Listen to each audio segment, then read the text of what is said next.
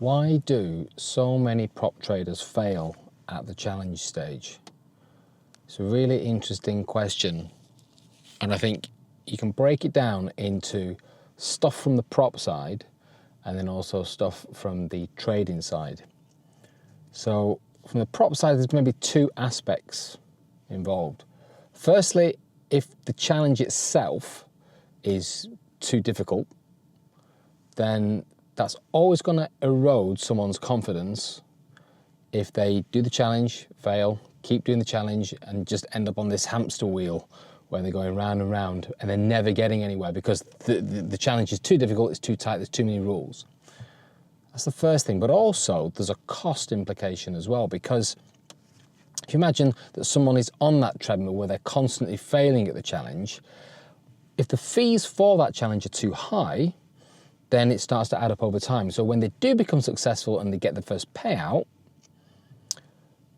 the first thing they've got to do is start to earn back all of that money that they've spent on the challenges before they start making money. So it gets expensive really quickly. So from a prop perspective, I think that's something that the prop firm can put a lot of work into actually helping to solve. And I think we've done that at FT UK, which I'll talk about later. But there's definitely stuff from the trading side, which are incredibly common mistakes we see time and time again, that every prop trader can fix in their own trading.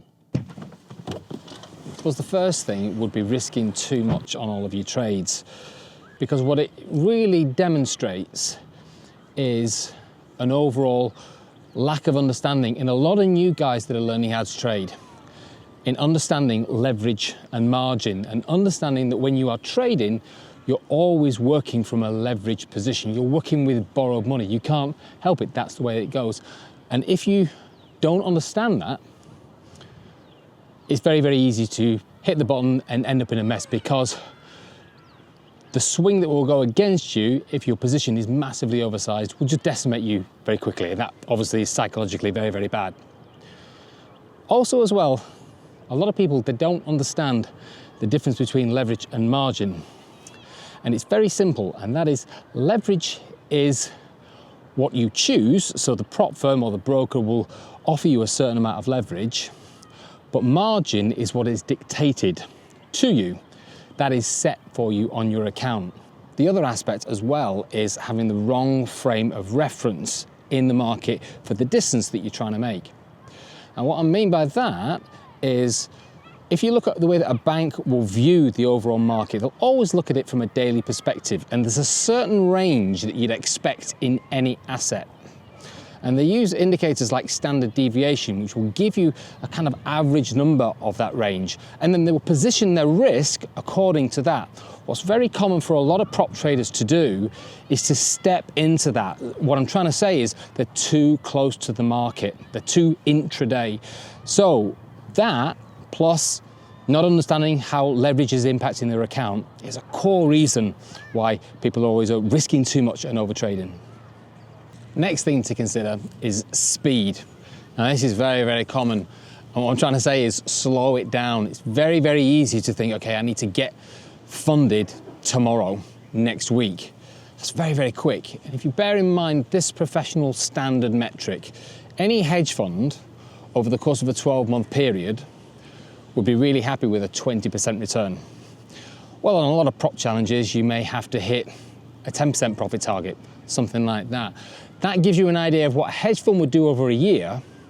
So if you're trying to smash out a really, really aggressive target in 24 hours or 48 hours, you can see that the speed doesn't actually help you. So just by slowing it down, that can give you a real edge when it comes to passing the challenge.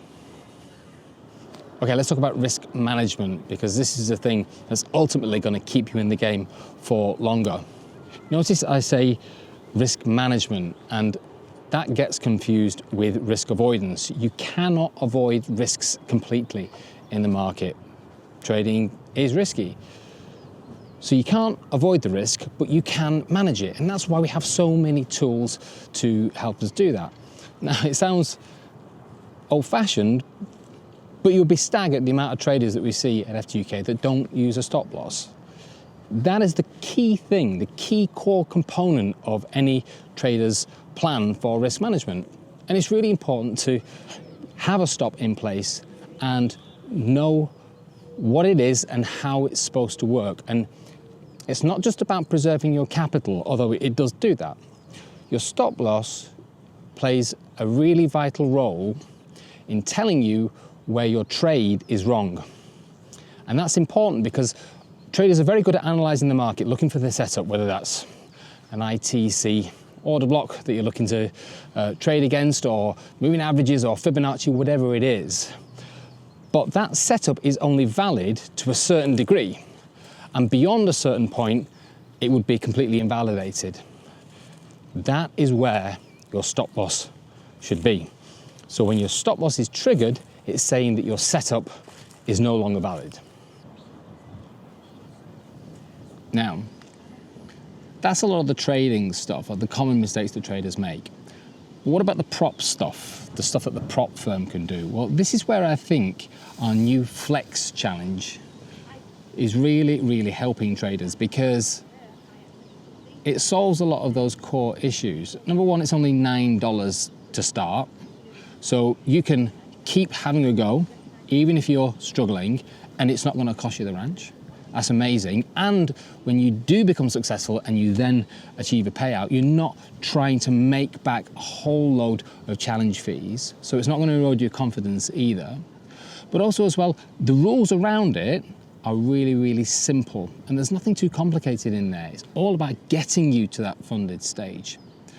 So you've got a low profit target as well, which means that you don't have to over leverage, you don't have to rush either. It's very achievable from start to finish.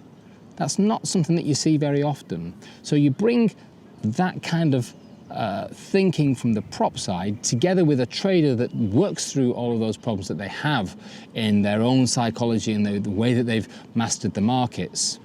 And you've got a pretty good recipe for success.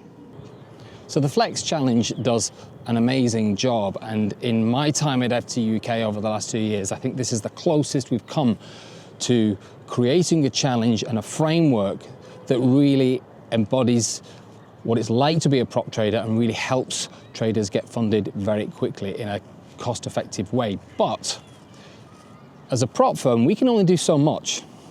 What is still required at the end of the day is people that take it seriously, take the risk management seriously, and look at every aspect of their trading and run it like a business. That is what separates ultimately the people who fail from the people who succeed.